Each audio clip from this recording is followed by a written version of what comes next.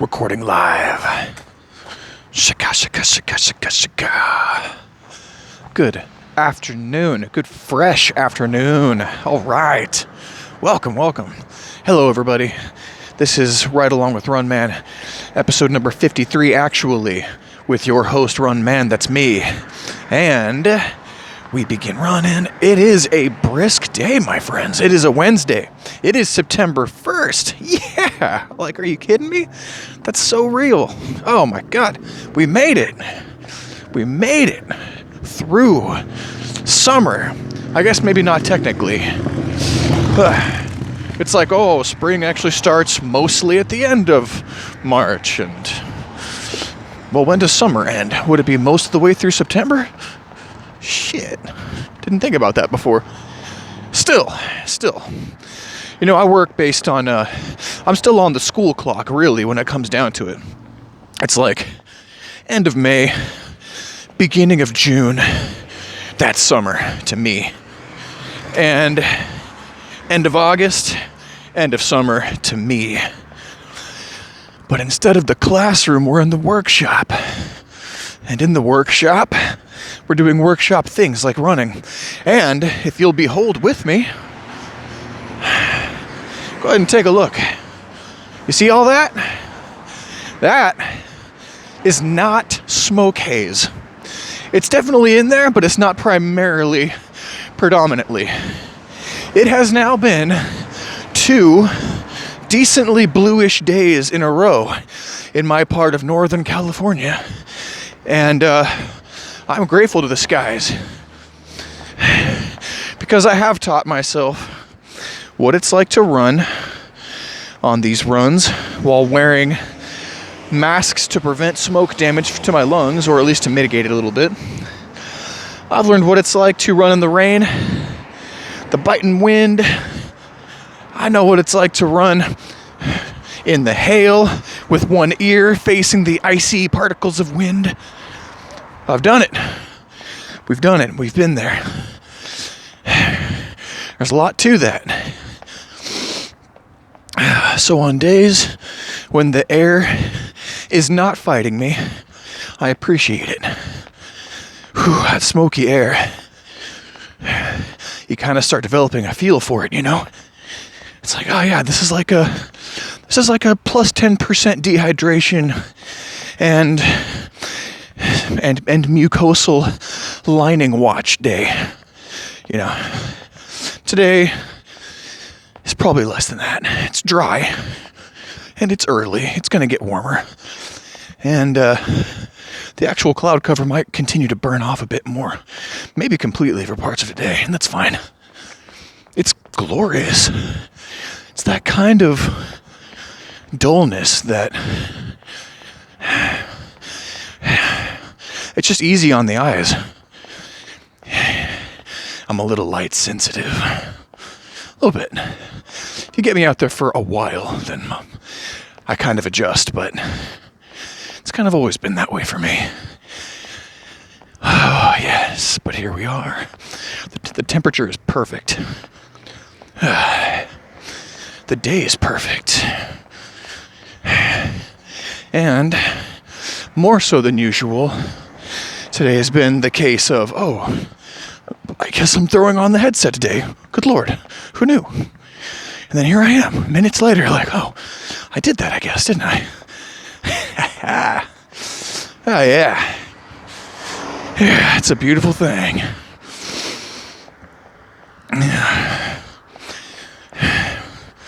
Want to do a brief shout out to David Lynch and Kyle McLaughlin.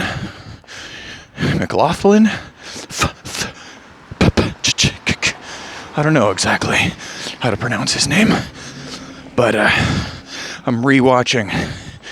This is my second time through the Twin Peaks series. It's good stuff. I understand it better the second time around. And since there's about 1 trillion YouTube ads between the last time I watched and this time, And because I've witnessed many other movies and many other media in between the years, I gotta say, extra shout out, extra love to Lynch, because that guy,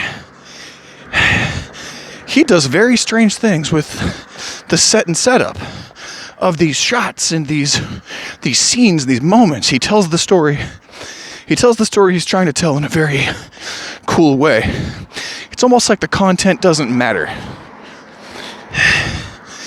because the multimedia experience of it, it's kind of like things look a lot different when you relax your eyes. So I'm kind of like really enjoying the narrative, the human stories getting played out. I finished season 1 yesterday. Last night, actually. And it was good. I had forgotten where it ended exactly. One of my favorite moments. I thought it was going to happen, but then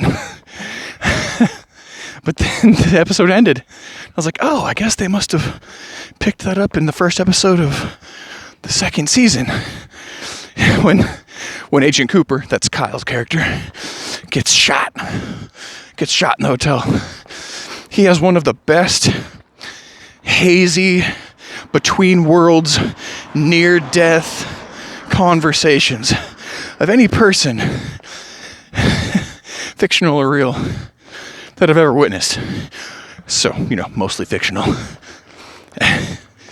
But that conversation didn't take place just yet, so I guess they're going to open up season 2 with that conversation. He's lying on the floor of the hotel. He's been shot by some mysterious person. And this old fella who works at the hotel, who has dementia and probably shouldn't be a bellboy, a bellhop, finds him and almost helps him. And the conversation they have, and just the body language that you see, and the long drawn out moments of the bellhop repetitively surprising me by coming back and almost helping him again, while the agent's just sitting there. Oh, it's so good. I roared with laughter so hard. I was rolling over and over. It was fantastic. The last time that I saw that, but I am now anticipating kind of knowing that scene in season 2 for the second time around. But we're not there yet. But I had to say, some pretty good moments in that show. Twin Peaks. Thank you, David Lynch, for making that weird media. I appreciate it. It's a big, weird world out there. Let's see. Yeah. What side of the road do I want to pick? I don't know. Yeah, this works just fine.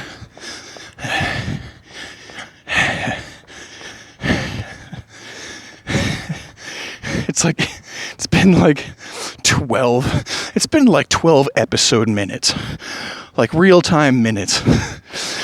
And Agent Cooper's just on the ground, just slipping into a coma. He can't reach the phone to call his people. He can't quite move his body enough to get to the cord, because this is back when such a phenomenon as corded phones existed. So he can't call for help. He can barely speak. He can barely whisper. And for like the 5th time, the bellhop returns to the door of his hotel, which is still open. And he peeks back in for like the 5th time. And he's just like, still having a good one? You need anything? And Dale's been telling him, I need help. Call the people, like 5 times now.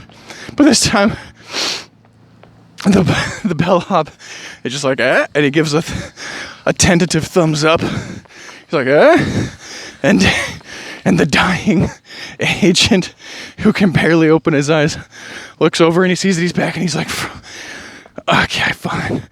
Thumbs up. That's all that he can do. Thumbs up. And the guy leaves again slowly.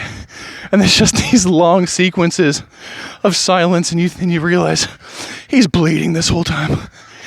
Oh, it's just so good. I forget who saves him, or how things happen if he just ends up like surviving the night and on his own. I forget what happens, but it was so good. I was rolling. I can't wait to see that scene again.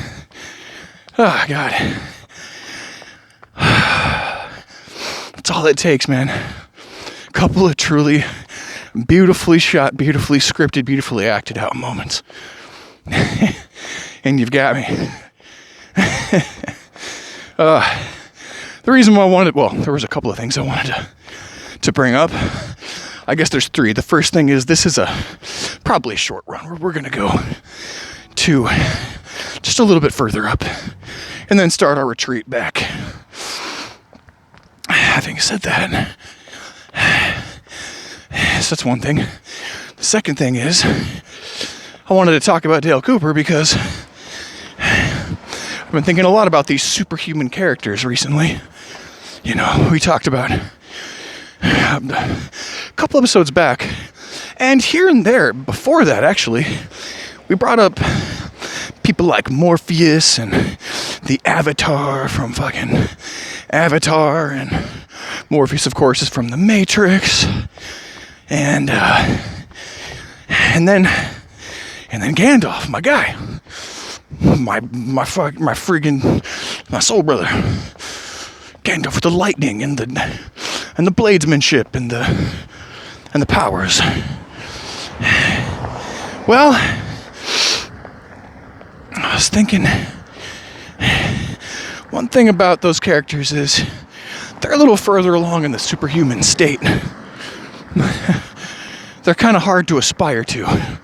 Then you get people on the near side of the superhuman state, like Wim Hof and Laird Hamilton with his crazy, I'm like 1,000 years old, but also surf 1,000,000-foot waves at like 60 miles an hour for long periods of time. And you get people like that, and you know, you get Courtney DeWalter. Oh, I'm just gonna run for 3 days. Oh, it's 240 miles? Huh. That's a lot of miles. Maybe we should do 5 sometime. I'm like, stop it. You stop it. 240 miles. Yeah.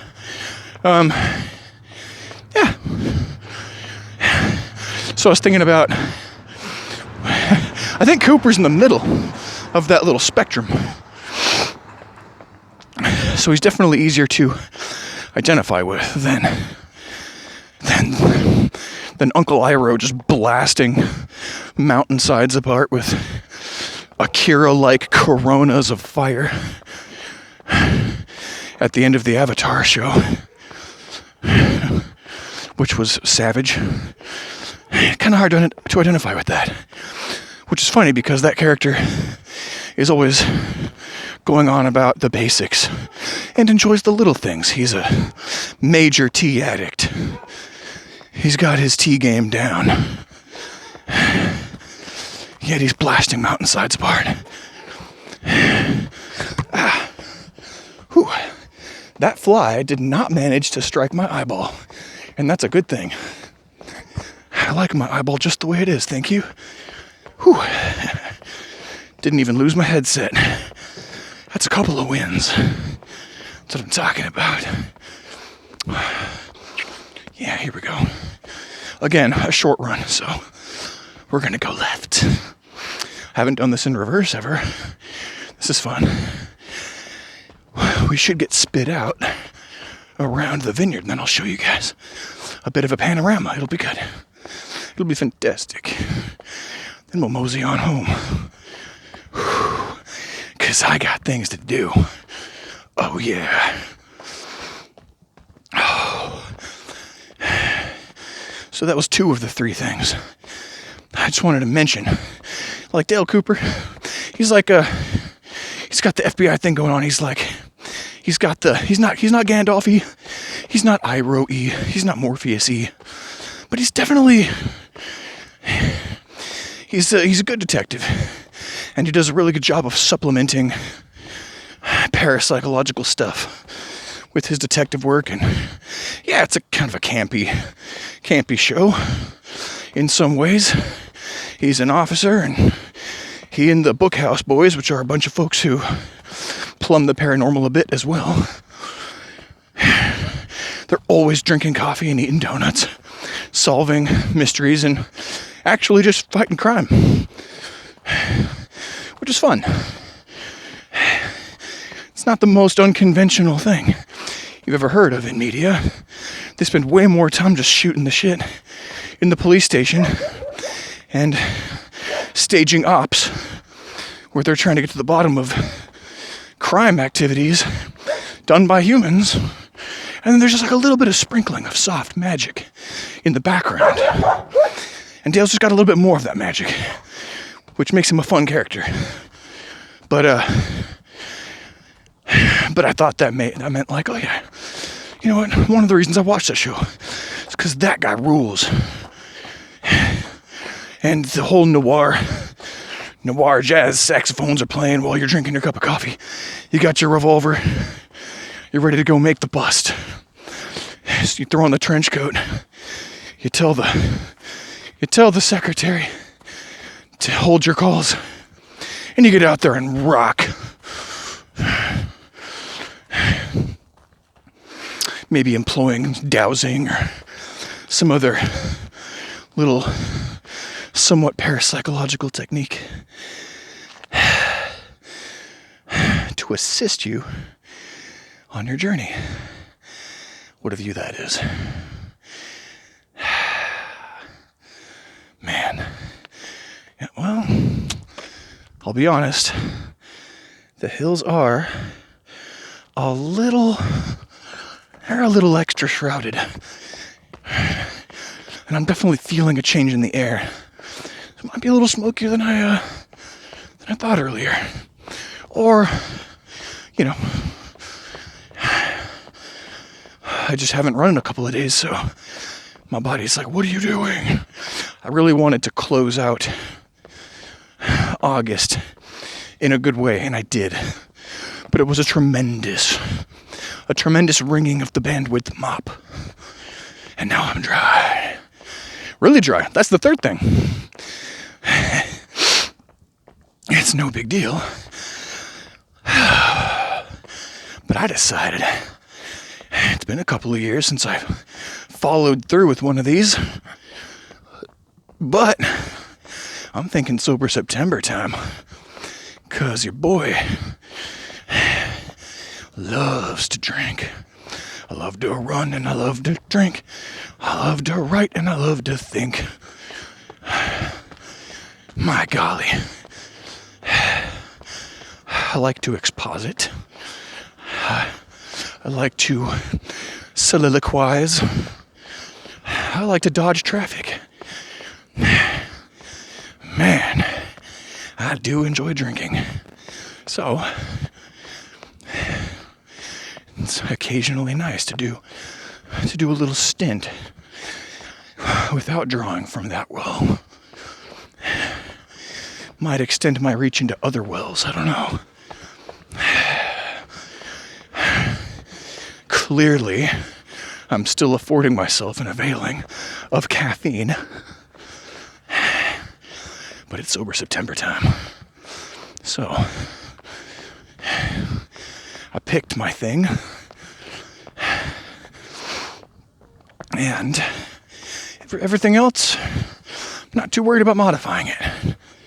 But that particular thing, we're just gonna take some time. It's gonna be good. Whew. And then I'll really pay attention if my belly goes down significantly in that time. Then it'll be hard to argue that any of the other things I've been doing are the causes for belly go up or belly go down.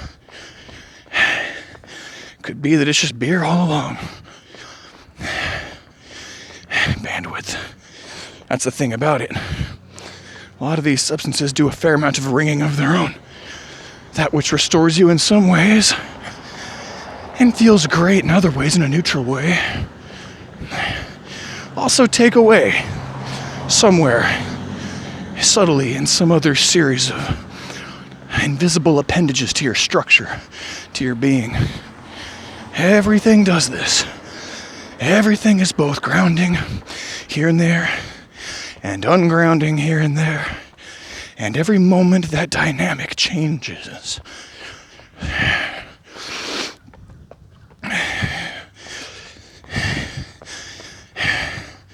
If I drive a long shift of delivering food, I become thirsty at the end of the day. Very thirsty. Even though I don't know how many days I go without drinking 2 gallons of water. It just so happens that I deluge myself, right? I avail myself deeply from the well of water. In goes, in strong goes. In one go, I'll have a half a gallon. An hour later, I'll have two pints. Later that day, when I get home, I eat something salty, have a little lemon juice, and then just bring the floodgates open. And it's like another gallon, maybe a gallon and a half that night of water. And that's fantastic. However,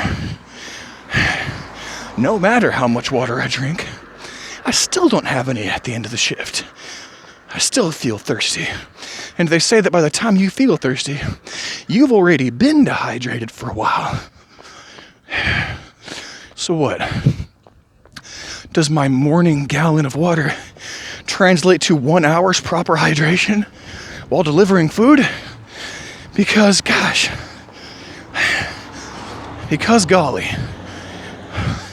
Man.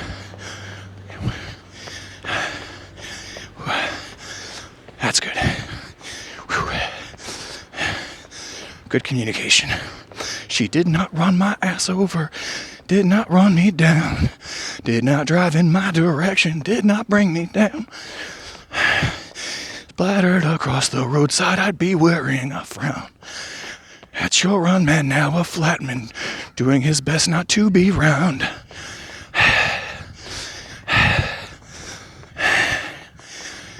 I could go on. I'm not gonna. This is not the time for sing-song. This is the time for celebration. Because we out here doing a thing, having a good time. Little running in these oblique, bumpy circles around town. Why are we singing again? God damn it, I can't stop.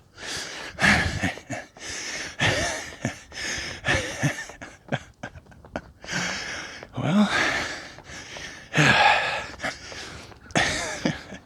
goddamn. Hey, here's a note. This morning, I enjoyed my breath work. I enjoyed it. After the first round, though, my digestion woke up and I interrupted myself to relieve myself. When I got back for the other 3 rounds, my word, did I not perform well. We did not get to 3 minutes today. Been a while since we didn't do that. And I just let it slide, I knew if I'm going to go 2 more rounds, I know we'll breach 3 because I was climbing. First one was like 145. Second one was like 135. Third one was like 230. The fourth one was like 245, 255. It was close. But I thought, yeah, numbers are important. What's more important is that I did this breath work this morning just the way that I wanted to. I'm ready to let it go. I'm willing to let it go. I'm letting it go. So that's what I did. I moved on, and now we're here doing this. Because we have the time, because I'm not still doing that breath work. Or the coffee afterwards, or the journaling afterwards, the drills afterwards, or the journaling more afterwards. Or the checking of the numbers in the emails after that. It gets to be. Oh, and eating. I did have breakfast. And lunch is not far away. I'm thinking eggs on toast again. I've had a real garlic fanaticism recently. I can't lie.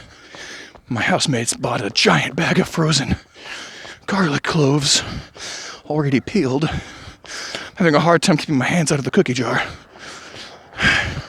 Of course, it's all, what's the word, not consigned, it's all sanctioned. We've all agreed. I'm simply trying to manage my garlic needs. Not be too viciously voracious for them. Because, as with all other things, I can love garlic as much as I want, but at a certain point, it don't love me back. And that is just the reality. Hi, guys. And that's a-okay. You know what?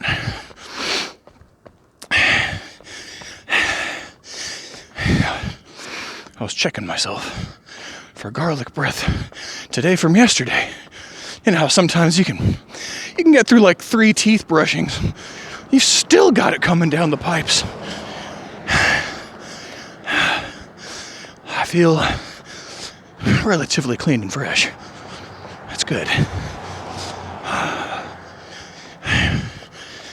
Because today, going to be a little bumpy. I wanted to kind of get to a little bit of all the things that I like to do. And so that's what we're doing. It is cutting into things that I want to do later, though.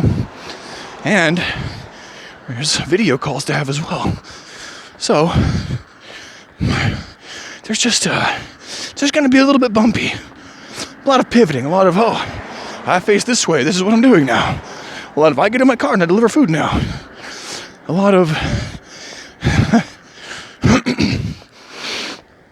a lot of little details like, by the time I'm available to the later part of the day, and it's time to drive and do things, guess what time that's going to be? Rush hour time, which is fine. But it's busy, and it's people in their cars doing their thing. And that's just all right.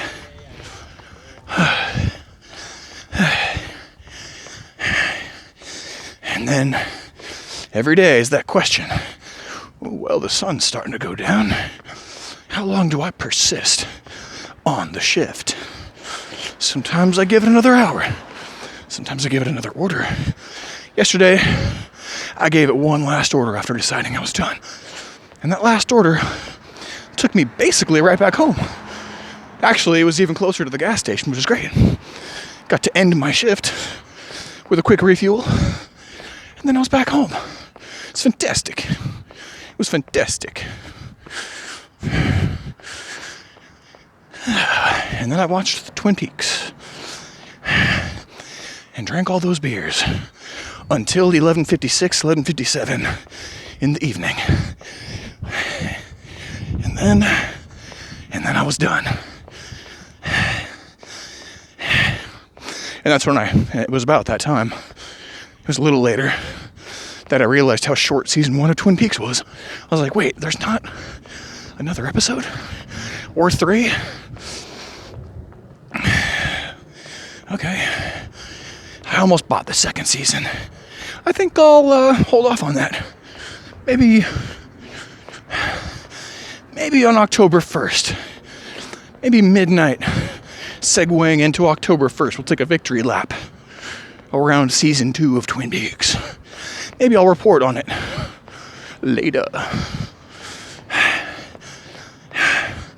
Because human stories, the jokes and the flair and the pivoting and the battle, all the good things. You know, I got 5 seconds to get across that road. I don't care. I am in no rush. I refuse to live my life in a rush right now. There's a time for everything. And in that time, the thing is right.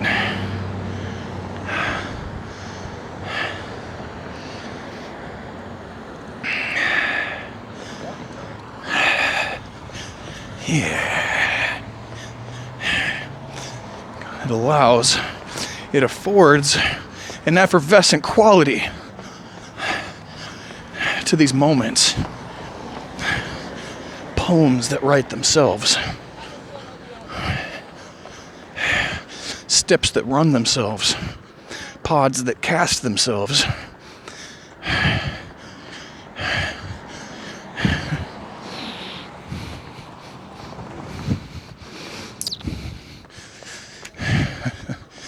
And slightly smoky, hazy air fronts that seem to breathe themselves. It's the game. It's the whole of the game. I'm not talking a lot of sense, am I? I feel scrambled like the eggs I might have in a minute here. That's a lie. I'm feeling pretty grounded. I'm ready. Anyway, the 3 things have been said.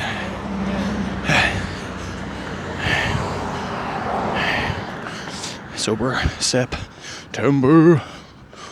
I want to thank everybody for watching. I want to... God, I ain't got nothing else in me right now. I just got a whole big old fuzzy light bulb just breaming and peeling along, fizzing along as low wattage old bulbs are wont to do. It's a very orange, bubbly, sparkly feeling.